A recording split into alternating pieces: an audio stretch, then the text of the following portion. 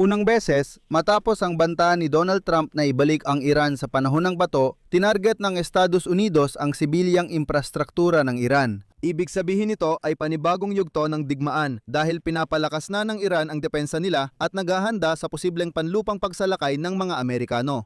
Pinalalakas ngayon ng Tehran ang depensa sa pinakamalaking pantalan ng langis at nagbabanta ring atakihin ang mas maraming target sa Persian Gulf. Naglunsad din sila ng malaking kampanya para mag-recruit ng bagong sundalo sa hukbo nila. Kasabay nito, nagsimula na ang Pentagon sa paglilinis ng mga general na hindi sumasang-ayon sa mga utos ni Donald Trump at si Trump mismo ay humiling na ng record na $1.5 trilyong para sa 2027. Военного бюджета. Lumabas noon ang mga footage sa Pentagon kung paano sinira ng mga Amerikano ang tulay na nag-uugnay sa Tehran sa kanluran ng bansa, pati ang mga general na hindi sumasang-ayon kay Donald Trump. Ako si Alexi Pecci. Talakayin natin ang paksang ito, pero bago magsimula, hinihiling ko ang suporta nyo para sa YouTube channel. Humiling na si Trump ng record na $1.5 trilyon para sa isang taon. Pwede mo bang suportahan ang channel sa pinansyal na paraan? Lahat ng link at detalye kung paano ito gawin ay nasa description ng video, kasama ang suportahan ng channel ni Alexei Pecci. Pumili ng format na komportable sa'yo. Salamat sa suporta. Mag-subscribe din sa Telegram channel na Pecci News, may link sa description. Kaya kamakailan lang ay nilinis ng mga Amerikano ang mga general na hindi sumasang-ayon sa mga utos ni Donald Trump. Sa kanyang pahayag, nagbanta siyang ibabalik ang Iran sa panahon ng bato. Sa parehong oras sa isang estratehikong tulay. Ang pag-atake sa tulay B, isa sa ilalim ni Trump, ay humiling ng record na dami ng mga target ng militar ng Amerika at maaaring maging unang hakbang sa mga pag-atake sa enerhiya, tubig at transportasyong infrastruktura. Sinabi ni Trump na maaaring magsagawa ang Estados Unidos ng mga pag-atake na magdudulot ng malaking pinsala sa mga sibilyan sa Iran bilang parusa kung hindi papayag ang rehimen sa kasunduan. Ipinahayag ng mga kinatawan ng kagawaran ng depensa ng Estados Unidos na ang pag-atake sa tulay ay naganap habang naglilipat ng armas ang mga puwersang militar ng Iran sa tulay na iyon at ayon sa Pentagon, sisimulan na rin nilang gawing target ang iba pang mga tulay. Sabi nila, simulan na raw. Mga general, si Trump ay humiling na ng $1.5 trilyong at hindi na raw ito muling gagamitin. Marami pang kawili-wiling mangyayari. Panahon na para magkasundo ang Iran. Kasabay nito, nagsimula na sa Pentagon ang mga proyekto ni Donald Trump. At ito talaga ang pinakamalaking tulay masasabi nating sa gitnang silangan. Pinadugtong nito ang Tehran na may record na kama-4. Gayunpaman, sinabi ng mga opisyal ng Amerika na binuksan na ang tulay. Dolyar. Ayon sa mga Iranian na media, hindi pa gumagana ang tulay na ito hanggang ngayon. Ibig sabihin, noong panahong yon sa hindi pa ito tapos. Sabi ng mga Amerikano, tapos na raw, kaya sinira namin.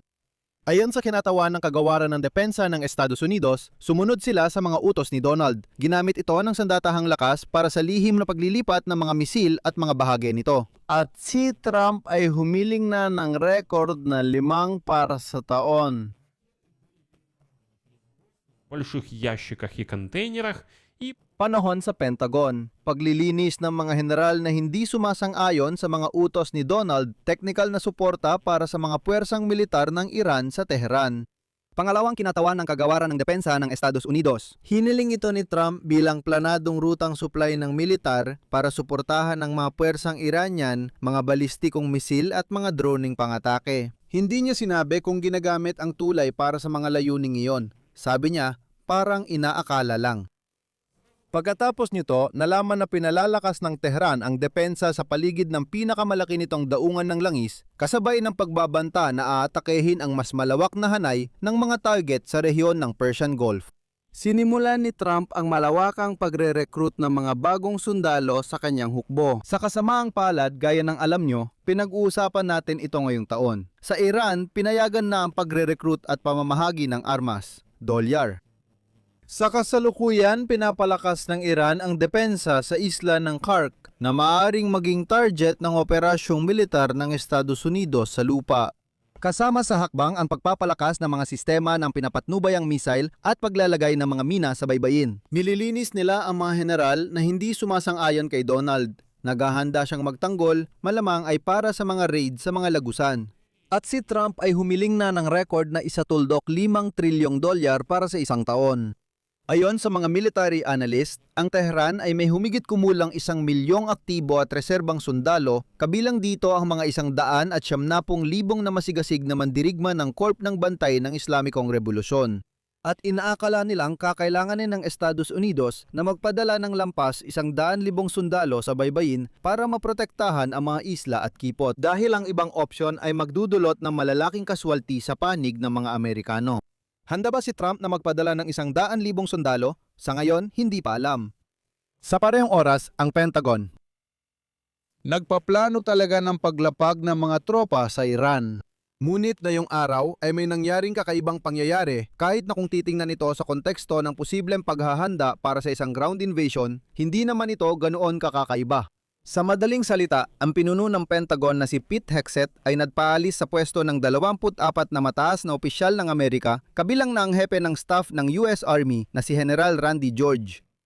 Nagaganap ang malawakang pagtanggal sa mga tauhan habang may digmaan laban sa Iran at paghahanda sa posibleng operasyong panlupa. Ang mga unit ng ika-82 Airborne Division ay nakadeploy na sa gitnang silangan.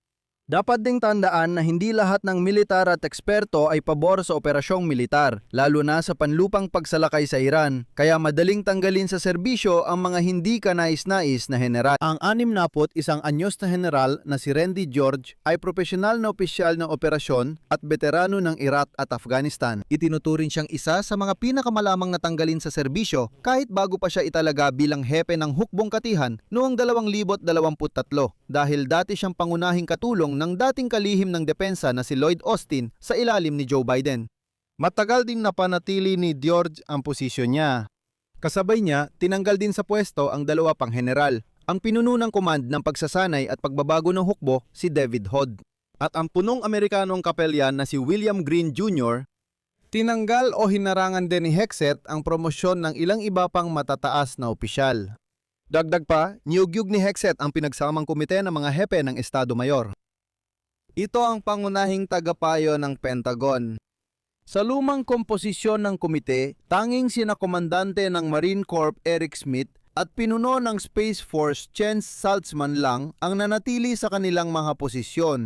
Noong simula na nakaraang taon, pinatalsik ng koponan ni Trump si Charles Brown Jr., ang tagapangulo ng pinagsamang komite ng mga hepe ng Estado Mayor, si Lisa Franchetti na pinuno ng Navy, si Linda Fague na commander ng Coast Guard at si James Leaf na Deputy Chief of Staff ng Air Force. Hiniling ni Hegseth ang maagang pagbibitiw ni David Olvin, Chief of Staff ng Air Force. Sa madaling sabi, pinuntiryan nila ang lahat ng sangay ng militar. Nakakagulat talaga. Ayon sa Washington Post, matagal nang binabatikos ni Pete Hegseth ang pamunuan ng militar dahil umano sa kakulangan ng katapatan kay Donald Trump. Nakialam din ang bagong pulisya ni Trump sa mga tanggalan dahil hindi patas ang bilang ng mga natanggal na babae at minorya. Sa huli, ang operasyong militar na Epicong Pot ay tumatagal na ng 5 linggo pero lalong tumitindi ang pressure kay Donald Trump. Bilyon-bilyong dolyar kada araw ang ginagastos ng Estados Unidos sa kampanyang militar. Dahil dito, tumaas ang presyo ng gasolina at hindi ito naging popular. Mula nang magsimula, bumaba ang ratings ng presidente sa pinakamababa sa kasaysayan. Hindi nagbago ang rehimen sa Iran. Aba, pinalitan lang ng anak ang ama. Nananatili ang kakayahan nitong umatake sa mga target sa Persian Gulf at Israel. Ayon sa American Intelligence, halos kalahati ng Iranian missile launcher ay buo pa. Nananatili pa rin ang libu-libong attack drone sa arsenal ng Iran. Samantala, ang administrasyon ni Donald Trump ay nagpadala ng kahilingan sa Kongreso para sa malaking pagtaas ng military budget upang pondohan ang pagbili ng armas, modernisasyon ng hukbo at ang digmaan sa Iran. Ang budget request ng White House para sa Pentagon sa 2027 ay aabot sa 1.5 trilyong dolyar. At kumpara sa kasalukuyang taon, ito ay tumataas ng humigit kumulang 500 bilyong dolyar. Dito ako maglalagay ng tuldok. Ibahagi ang inyong opinyon at mga konklusyon sa mga komento sa ilalim ng episode na ito. Mag-subscribe sa channel, napakahalaga nito. Pindutin ang kampanilya at huwag kalimutang mag-like. Kung naging kapaki-pakinabang at interesante sa inyo ang impormasyon, maaari ninyong suportahan ang channel na ito sa YouTube sa pamamagitan ng inyong donasyon. Halimbawa, gamit ang QR code na nasa inyong mga screen o sa mga link na nasa description ng video na ito. Iyon lang po, ingatan ninyo ang inyong sarili. Paalam sa lahat.